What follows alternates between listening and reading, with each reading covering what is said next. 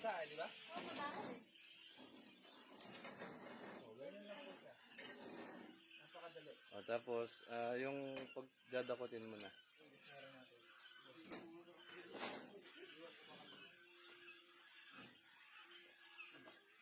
Ganyan lang po. Tapos pera pa yan, ano?